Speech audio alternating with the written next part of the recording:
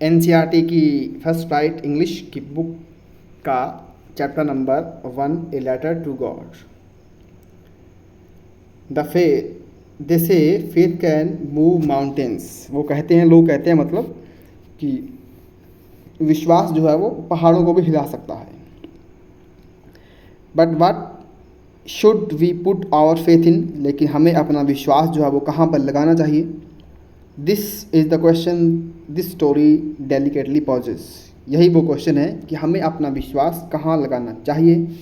इस क्वेश्चन का वो बड़ी उत्सुकता से जवाब देती है। Lencho is a farmer. Lencho एक फार्मर है। Who writes letter to God. वो भगवान को लेटर लिखता है। When his crops are ruined, जब उसकी फसलें जो है वो बर्बाद हो जाती हैं। आस्किंग फॉर 100 पीसोज, 100 पीसोज की भगवान से वो मांग करता है। Does Lencho's letter reach God. क्या लेंचो का लेटर गॉड के पास पहुंचता है। Does God send him the money. क्या गॉड उसको पैसे भेजता है। Think what your answer to this question, कि आपके आंसर इस क्वेश्चन के बारे में क्या हो सकते हैं। चैप्टर शुरू करते हैं।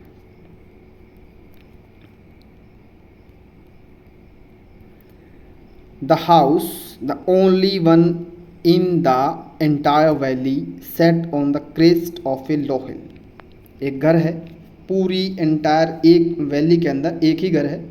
और कहाँ पे बना हुआ है। लो हिल, एक कोई नीची पहाड़ी है, उसकी क्रेस्ट के ऊपर बना हुआ है। तो नीची पहाड़ी के ऊपर कोई चोटी, चोटी के ऊपर कोई जगह है, उस जगह ऊपर वो हाउस बना हुआ है। फ्रॉम दिस हाइट, इस ऊंचाई से, one could see the river and the field of ripe corn dotted with the flower that always promised a good harvest. तो इस ऊंचाई से कोई आदमी वो क्या देख सकता है। नदी देख सकता है और पके हुए फसल के खेत देख सकता है। डॉटेड विद द फ्लावर, उसके अंदर क्या है, फूल भी हैं। That always promised a good harvest, कि वो जो फूल है वो क्या करते हैं, एक अच्छी फसल होने का वादा करते हैं। कहने की बात क्या है कि ऊंचाई से जब आप देखोगे तो आपको नदी नज़र आएगी, पके हुए फसलों के खेत नज़र आएंगे, अच्छे वहाँ पे खूबसूरत फूल नज़र आएंगे। तो इससे कोई आदमी अंदाज़ा लगा सकता है कि जो फसल जो है वो इस बार बढ़िया होने वाली है। The only thing the earth needed was a downpour, at least A shower. अब जो चीज़ की ज़रूरत थी वो ये थी कि डाउनपोर यानी कि तेज़ बारिश हो जाए, या क्या है कि तेज़ बारिश अगर नहीं भी होती है तो शावर आ जाए, या कहने की बात मतलब थोड़ी बहुत बौछारें अगर आ जाए तो बढ़िया रहेगा। Through out the morning Lencho, सुबह सुबह या सुबह से लेंचो क्या कर रहा है। Who knew his field intimately, अपने खेतों को बहुत करीब से जानता है। Had done nothing else but see the sky toward the north east, उसने सुबह से कुछ नहीं किया है, बस क्या देखने के, नॉर्थ ईस्ट में आसमान की तरफ देखने के अलावा उसने कुछ नहीं करा है। मतलब नॉर्थ ईस्ट में आसमान की तरफ देख रहा है तो वो बारिश आने का ऐसे वेट कर रहा है कि बारिश आएगी, ऐसी वो होप कर रहा है। Now we are really going to get some water women. अब हम क्या करने वाले हैं, सच में कुछ पानी हमें मिलने वाला है। कहने की बात कि अपनी वाइफ को वो कह रहा है कि कुछ पानी मिलने का मतलब कि बारिश होने वाली है। बादलों को देखकर उसने ऐसा अंदाज़ा लगाया होगा। The woman who was preparing supper replied, woman जो है वो सपर रेडी कर रही थी, शाम का खाना वो तैयार कर रही थी, उसने जवाब दिया, यस गॉड विल, हाँ भगवान चाहे तो पानी मिल सकता है, मतलब बारिश हो सकती है।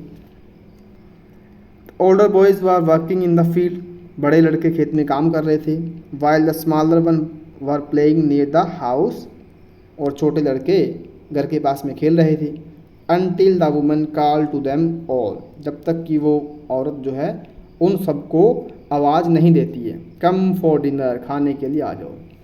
तो बड़े लड़के खेत में काम कर रहे हैं, छोटे लड़के घर के पास में खेल रहे हैं, और इसी दौरान उनको वो आवाज़ देती है। उसके बाद में वो उसके पास में खाना खाने के लिए चले गए। It was during the meal that, ये खाने का टाइम था, that just as Lencho had predicted big drops of rain began to fall, जैसा कि लेंचो ने ऐसे भविष्यवाणी एक प्रिडिक्शन करा था कि आज बारिश आ सकती है, नॉर्थ ईस्ट के साइड उसने देख के जो प्रिडिक्शन करी थी, तो खाने के दौरान ही बारिश की बड़ी बूंदें गिरना शुरू हो जाती हैं। In the north east huge mountains of cloud could be seen approaching. North east के अंदर जो बादलों के बड़े बड़े पहाड़ हैं आगे बढ़ते हुए देखे जा सकते थे। The air was fresh and sweet, हवा बिल्कुल फ्रेश और बिल्कुल ये स्वीट मधुर चल रही थी। The man went out for no other reason than to have the pleasure of feeling the rain on his body. उसके बाद में जो मैन है मतलब लेंचो जो है वो बाहर जाता है क्या देखने के लिए, वो अपने शरीर के ऊपर बारिश के गिरने का आनंद लेने के लिए वो बाहर गया था। When he returned he exclaimed, जब वो वापस आया तो वो चिल्लाया, These aren't raindrops falling from the sky, ये जो आसमान से गिर रही हैं वो रेन ड्रॉप्स नहीं हैं। These are new coins, ये तो नए सिक्के हैं। The big drops are 10 cent pieces and the little ones are 5, तो जो बड़ी बूंदें पानी की गिर रही हैं वो 10 सेंट के बराबर हैं और छोटे वाली 5 सेंट के बराबर हैं। With the satisfied expression he regarded the field of ripe corn, और उसका जैसे उसने बारिश को पड़ते हुए देखा तो उससे जो एक्सप्रेशन था उसका जो भाव था वो सेटिस्फाइड था। तो सेटिस्फाइड यानी कि संतुष्ट भाव के साथ में ही regarded the field of ripe corn, उसने जो राइप कॉर्न का जो खेत था उसको रिगार्ड करा with its flower draped in A curtain of rain, कि उसका जो खेत है बारिश के पर्दों के अंदर यानी कि बारिश की चादर के अंदर उसका खेत फूलों के साथ में लिपटा हुआ है। मतलब फूलों को और उसके जो राइप कॉर्न का खेत है उसको बारिश के पर्दे ने आपस में लपेट लिया है। बट सडनली, लेकिन अचानक से, a strong wind began to blow, एक तेज़ हवा बहना शुरू हो जाती है। And along with the rain very large hailstones began to fall, और उसके साथ में काफ़ी बड़े बड़े ओले गिरना शुरू हो जाते हैं। These truly did resemble new silver coin, अब ये जो ओले गिर रहे थे ये सच में सिल्वर कॉइन के बराबर वो उसको रिजेंबल हो रहे थे, उसके जैसे दिख रहे थे। पहले तो उसने ये कहा था कि जो बूंदें गिर रही हैं वो बड़ी वाली 10 सेंट के बराबर हैं, छोटे वाली 5 सेंट की हैं, तो उसने तो एक कंपैरिजन करी थी। हालांकि ऐसा तो नहीं था कि वो सच में वहाँ पे कुछ सिक्के गिर रहे थे। उन बूंदों को उसने कंपेयर इसलिए करा था कि ज़्यादा बारिश होगी तो फसल अच्छी होगी, इनकम ज़्यादा होगी। अब जब ओले गिरना शुरू हो गए तो ये तो सच में लगते हैं कि सिक्के जब ओले गिरते हैं तो वो सच में किसके जैसे दिखते हैं, चांदी के सिक्कों के जैसे वो दिखते हैं। इस बार तो सच में वो जो ओले थे वो सिक्कों के जैसे दिख रहे थे। The boys exposing themselves to the rain, और उसके बाद में बच्चे जो हैं वो जैसे ओले गिरना शुरू होते हैं तो एक्सपोज अपने आप करते हुए कपड़े वपड़े उतारते वो बारिश में चले जाते हैं। Ran out to collect the frozen pearls, कि जो जमे हुए मोती हैं, जमे हुए मोती का मतलब जो ओले वहाँ पे गिर रहे हैं उनको इकट्ठा करने के लिए लड़के बाहर एक्सपोज होकर के निकल जाते हैं। अब बच्चों के लिए तो आनंद का समय, ओले गिर रहे हैं, उनको तो खेलने में मज़ा आता है। It is really getting bad now, ये तो बहुत बुरा हो रहा है। एक्सक्लेम द मैन, लेंचो जो मैन था वो चिल्लाया। I hope it passes quickly, मैं ये आशा करता हूँ कि ये जल्दी रुक जाए, मतलब जो ओले गिर रहे हैं वो जल्दी से ये कंडीशन निकल जाए। It did not pass quickly, लेकिन ऐसा हुआ नहीं, ये तेज़ी से गई नहीं। मतलब ओले गिरे जा रहे थे, ओलों का गिरना तेज़ी से बंद नहीं हुआ, मतलब ओले लगातार गिरे जा रहे थे। For an hour the hail rain on the house, the garden, the hill side, the cornfield, on the whole valley. 1 घंटे के आसपास, 1 घंटे के लगभग हेल जो थे, ओले जो थे वो सब जगह गिरे। घर पे गिरे, गार्डन में गिरे, हिल साइड में गिरे, कॉर्नफील्ड में गिरे, और पूरी जो सारी वैली थी सब जगह ओले गिरे। द फील्ड वॉज वाइट, खेत बिल्कुल सफ़ेद हो गया। As if covered with salt, जैसा कि ये नमक से ढका होता है, नमक से कवर होता है। Not a leaf remain on the trees, पेड़ों पे एक पत्ती भी नहीं बची थी। The corn was totally destroyed, फसल बिल्कुल बर्बाद हो गई थी। The flowers were gone from the plants, फूल जो थे वो पौधों से जा चुके थे। Lencho soul was filled with sadness, Lencho की जो आत्मा थी अब उदासी के साथ में भर गई थी। When the storm had passed, जब तूफान गुजर चुका था। He stood in the middle of the field, वो अपने खेत के बीच में खड़ा हुआ। And said to his sons, और अपने लड़कों को उसने कहा, a plague of locusts would. देख लीजिए कि खेत के अंदर बिल्कुल खड़ा हुआ है, आसपास में आप पेड़ों को देखिए, पौधों को देखिए, किसी पेड़ पौधे पे कोई पत्ती नहीं है, बिल्कुल साफ हो गया है। तो क्या कहा उसने, ए प्लेग ऑफ लोकस्टस वुड, कि अगर लोकस्टस माने कि टिड्डियाँ, अगर टिड्डियाँ भी खेत में आ गई होती है, कि टिड्डियों ने भी अगर फसल के ऊपर अटैक कर दिया होता, would have left more than this, इससे ज़्यादा वो छोड़ जाती। मतलब क्या है कि ओले आए तो उन्होंने 1 घंटे के अंदर पूरा सारी फसल को तहस नहस ही कर दिया, कुछ भी एक पत्ती छोड़ी ही नहीं। अब वो कहते हैं अगर टिड्डियाँ आ गई होती, टिड्डियाँ आती, वो भी जैसे ओलों ने ख़त्म किया ना खेत को, उस तरीके से नहीं ख़त्म करती, कुछ ना कुछ तो वो छोड़ के जाती है। मतलब ओलों ने तो 100% ही फसल को बर्बाद कर दिया है। The hail has left nothing, तूफान ने तो कुछ भी छोड़ा ही नहीं है। This year we will have no corn, इस साल हमारे पास कोई कॉर्न नहीं होगा, कोई अनाज नहीं होगा। That night was a sorrowful one, वो जो रात थी वो काफ़ी दुख भरी रात थी। ऑल और वर्क फॉर नथिंग, हमने जो काम किया था, मेहनत करी थी, सब व्यर्थ होगा, सब बेकार हो गया। There is no one who can help us, कोई नहीं है जो हमारी हेल्प कर सके, सहायता कर सके। We will go hungry this year, इस साल तो हम भूखे मरने वाले हैं। लंच ऑफ लड़कों को कह रहा है। But in the hearts of all who lived in the solitary house in the middle of the valley there was a single hope, help from God. अब एक साइड में तो वो कह रहा है कि अब फसल नहीं है तो बर्बाद हो गया है सब कुछ, और इस साल हमें खाना मिलने वाला है नहीं, लेकिन अभी भी उसके दिल में और उसके जो और मेंबर घर के हैं उसके दिलों के अंदर एक आश है। वो क्या है कि वैली के अंदर लेंचो का घर है, और लेंचो के घर में जितने रहने वाले मेंबर हैं, यानी कि लेंचो एंड हिज वाइफ और उसके जो बच्चे हैं, लड़के हैं, उनके सबके दिल में एक आस है कि हमें भगवान से सहायता मिल सकती है। डोंट बी अपसेट, अपसेट मत होइए। Even though this seems like a total loss, हालांकि ये बिल्कुल पूरा लॉस दिखता है। Remember no one dies of hunger, याद रखो कोई भी आदमी भूख से नहीं मरता है। आज है तो यही बात कहेंगे कि फसल बर्बाद हो गई तो क्या हो गया, कोई भी इंसान भूख से नहीं मरेगा। तो उनकी सहायता करने के लिए भगवान जो है वो किसी न किसी रूप में आ ही जाएंगे। That is what they say no one dies of hunger, तो यही वो कहते हैं कि कोई भी इंसान भूख से नहीं मरता है। ऑल थ्रू द नाइट, पूरी रात Lencho thought only of his one hope, Lencho अपनी एक ही उम्मीद के बारे में सोचता रहा। द हेल्प ऑफ गॉड, वो उम्मीद थी भगवान की सहायता, या भगवान से जो उसको सहायता मिल जाए।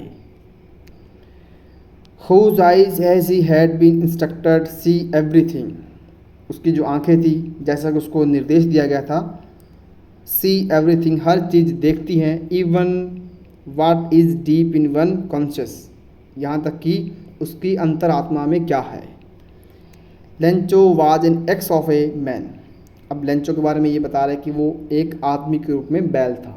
यहाँ पे कहने का मतलब क्या है कि वो इतना वर्क करता था जैसे कि जानवर काम करते हैं, जैसे कि बैल काम करता है वैसे ही वो काम करता था। Working like an animal in the field, बैल की तरह खेत में वो काम करता था। But still he knew how to write, लेकिन अभी भी वो ये जानता था कि कैसे लिखा जाता है। मतलब यहाँ पे क्या बताया गया है कि ऐसा नहीं है कि वो खेती करता है ओनली, जानवरों की तरह काम करता है, बैल की तरह काम करता है, उसको पढ़ना लिखना नहीं आता है।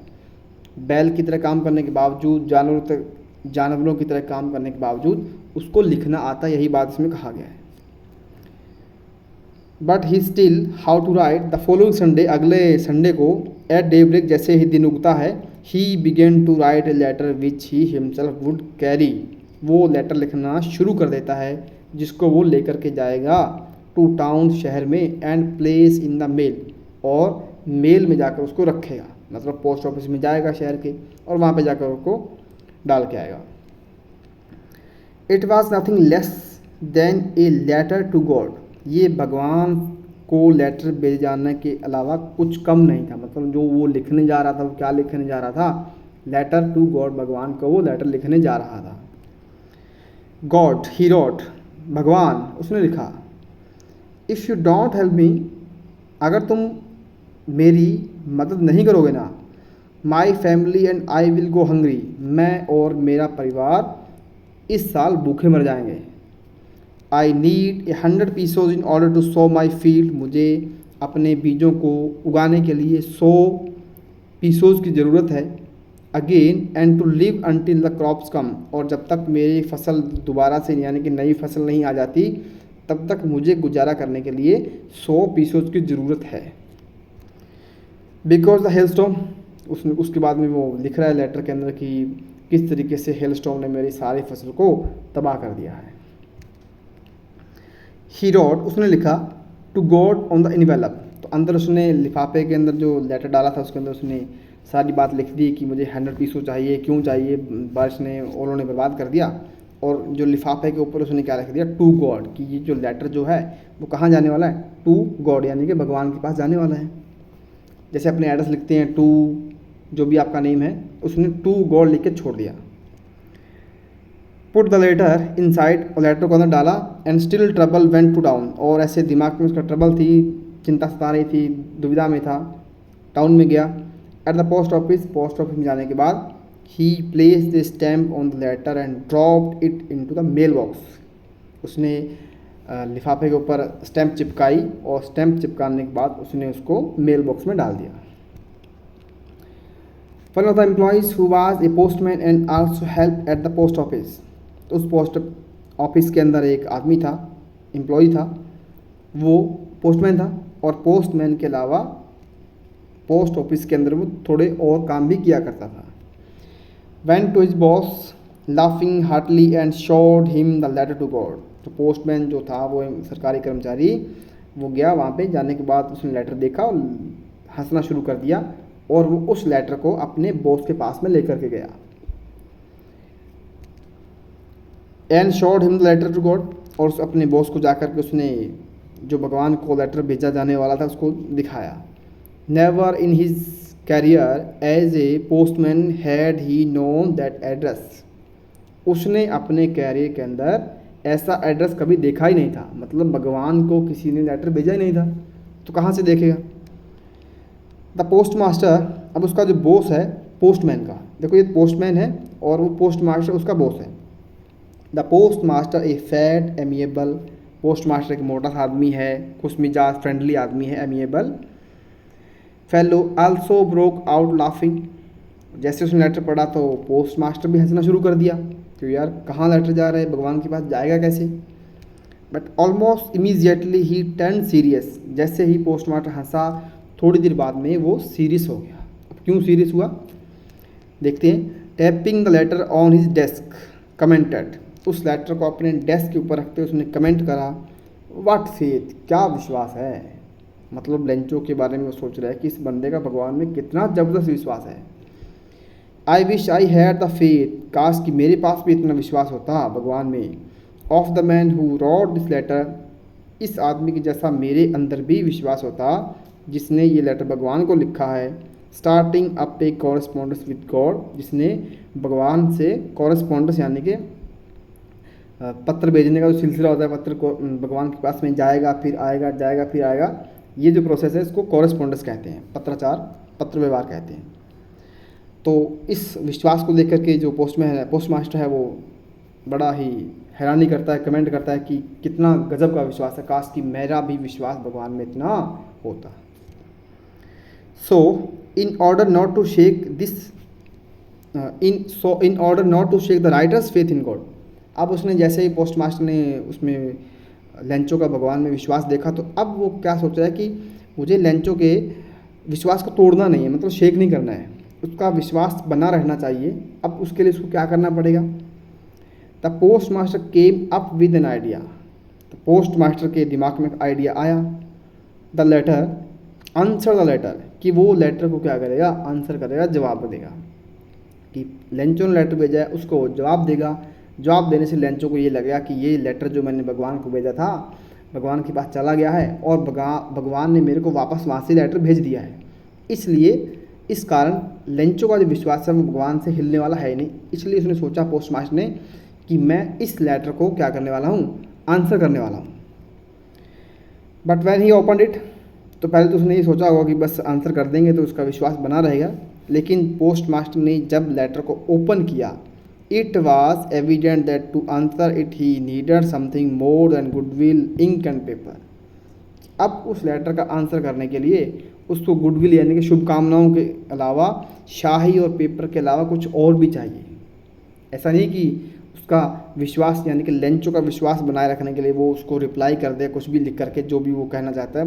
मतलब भगवान से वो लेंचो जैसे मान लो बात करना चाहता हुआ तो ये रिप्लाई में कुछ लिख के दे देगा, तो बोला इतने से काम चलने वाला है नहीं।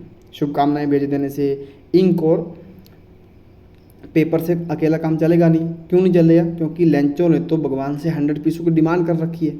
तो अगर सच में लेंचो के विश्वास को बनाए रखना है तो पोस्ट मास्टर को क्या करना पड़ेगा? हेल्प में पैसे भेजने पड़ेंगे जो उसने वहाँ से डिमांड करी हुई है।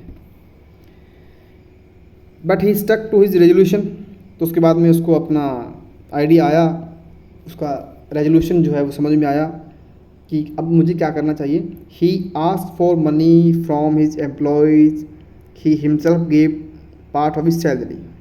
तो उसने अपने जो एम्प्लॉयज़ थे वहाँ उनको कहा कि आप थोड़ी थोड़ी हेल्प करिए, और अपनी सैलरी में से भी पोस्ट मास्टर ने क्या किया, कुछ हिस्सा उसमें दिया लेंचो को भेजने के लिए। And several friends of his were obliged to give something for an act of charity. और उसके पोस्ट मास्टर के जो दोस्त थे उनको भी कहा गया कि आप भी ये जो चैरिटी का काम है, दान पुण्य का जो भलाई का काम है, इसको करने के लिए थोड़ी बहुत फाइनेंशियली हेल्प करिए। It was impossible for him to gather together the 100 pesos. अब 100 पीसो डिमांड करी थी लेंचो ने, तो उसने अपने एम्प्लॉयज़ को कहा, फ्रेंड्स को कहा, खुद ने भी उसने पैसा दिया। इसके बावजूद वो 100 पीसो अरेंज कर नहीं पाया। कौन? Postmaster. So he was able to send the farmer only a little more than half. तो वो क्या कर पाता है, आधे से कुछ थोड़ा ज़्यादा पैसे पीसो जो हैं वो लेंचो को भेजने में सफल हो जाता है। He put the money in an envelope addressed to Lencho and with it letter containing only a single word as signature God। तो पैसों को वो इन्वेलप यानी कि लिफाफे में रखता है। लिफाफे में रखने के बाद वो लेंचो को एड्रेस करके लेंचो के एड्रेस पे लेटर को भेज देता है, और वहाँ पे जो सिग्नेचर होता है कि मतलब ये लेटर आया कहाँ से है, ओनली इसमें लिखा होता है गॉड, कि आपको ये मतलब लेंचो को जो लेटर मिलने वाला है वो कहाँ से मिला है, गॉड से मिला है। The following Sunday, Lencho came a bit earlier than usual to ask if there was a letter for him। अगले संडे को लेंचो जो था वो पोस्ट ऑफिस में और जल्दी आ गया, ये देखने के लिए कि क्या उसके लिए कोई लेटर आया है क्या। It was the postman himself who handed the letter to him while the postmaster, experiencing the contentment of a man who has performed a good deed, looked on from his office। तो एक postman है, एक post master है। तो Lencho जैसे post office में आता है तो पोस्टमैन जो है जिसके पास मतलब लेटर पहले गया था, वो उस लेटर को क्या कर रहा है, लिफाफे को क्या कर रहा है, लेंचो को वो हैंड ओवर कर रहा है, मतलब दे रहा है उसको। और पोस्टमैन तो क्या कर रहा है, लेंचो को वो लिफाफा दे रहा है, और पोस्ट मास्टर जो पोस्टमैन का बॉस है वो पीछे बैठा हुआ देख रहा है। क्या देख रहा है कि वो लिफाफा पकड़ाएगा। उसने जो भलाई का काम किया है, उसने जो संतुष्टि का काम किया है, कंटेंटमेंट का जो काम किया है उस आदमी ने, पोस्ट मास्टर ने, उसको वो देख रहा है। कैसे देख रहा है कि पोस्टमैन लेंचो को लिफाफा पकड़ा रहा है जिसमें उसको फाइनेंशियली हेल्प करी गई है। अब वो गॉड ने तो नहीं करी है, वो करी किसने, वो पोस्ट मास्टर ने खुद से अपने हिसाब से करी है। Lencho showed not the slightest surprise on seeing the money. तो जैसे ही लेंचो ने लिफाफा खोला, उसको वहाँ पे पैसे नज़र आए, तो पैसे नज़र आने के बाद उसको कोई हैरानी हुई ही नहीं। क्यों नहीं हुई? क्योंकि उसका तो भगवान में विश्वास था कि मैंने भगवान को पैसे मांगने के लिए कहा, पैसे देने के लिए कहा है, तो डेफिनेटली भगवान ने पैसे दिए होंगे। तो जैसे उसने पैसे देखे, उसको तो लेंचो को तो कोई हैरानी हुई ही नहीं। Such he was confidence, such he was his confidence, क्योंकि ये उसका विश्वास था। But he became angry when he counted the money. लेकिन उसके बाद में उसको लेंचो गुस्सा आ गया जब उसने पैसे गिने। God could not have made a mistake, भगवान ऐसी मिस्टेक थोड़ी कर सकता है। Nor could he have denied Lencho what he requested, और ना ही भगवान जो है, ना ही तो भगवान गलती कर सकता है और ना ही लेंचो ने जो उससे डिमांड रखी है उसको भगवान डिनाई कर सकता है, मना कर सकता है। Immediately Lencho went up to the window to ask for paper and ink, तुरंत लेंचो क्या करता है, विंडो के पास में जाता है, पेपर और इंक की डिमांड करता है। On the public writing table, public writing table जहाँ पे लिखने के लिए जगह होती है, आप लेटर लिखने के लिखते हो जिस पे ऊपर जा कर के, ही स्टार्ट टू राइट, वो लिखना शुरू कर देता है। With much wrinkling of his bro, अपनी जो ब्रोज हैं, भौहें हैं, उनमें ज़्यादा रिंकल त्योड़ियाँ पैदा करते हुए। caused by the effort he had to make to express his ideas, तो जैसे वो लेटर लिख रहा था तो उसको गुस्सा आ रहा होगा कि भगवान मैंने आपको 100 पीसेस की कहा था, आपने तो 70 भेजे हैं। तो इस तरीके से उसके जो आईब्रोज जो हैं उसके अंदर रिंकल पड़ गई हैं, तो वो सामने उसको नज़र आ रही हैं बाहर वालों को। वैन ही फिनिश, जब उसने लेटर लिखना ख़त्म कर लिया, लिख दिया, he went to the window, और विंडो के पास में गया। बाई ए स्टैम्प, एक स्टैम्प खरीदी, विच ही लिख, जिसने उसने थूक से चाटा, एंड देन अफिक्स टू, उसके बाद में उसने उस स्टैम्प को उसके ऊपर चिपका दिया, envelope with a blow of his fist, stamp ली, लिफाफे के ऊपर लगाई, थूक लगाया, और उसके बाद में अपनी मुट्ठी से उसको ऐसे मुक्का मारते हुए लिफाफे के ऊपर चिपका दिया। The movement the letter fell into the mail box, the postmaster went to open it, उसके बाद में जब उसने लेटर को मेल बॉक्स में डाल दिया तो पोस्ट मास्टर इस लेटर को खोलने के लिए गया कि अब क्या लिखा है उसने। पोस्ट मास्टर ये देखने की कोशिश कर रहा था कि एक बार तो भगवान के साथ में उसका जो कन्वर्सेशन हो गया है, कॉरेस्पॉन्डेंस हो गया है, अब वो क्या करने वाला है।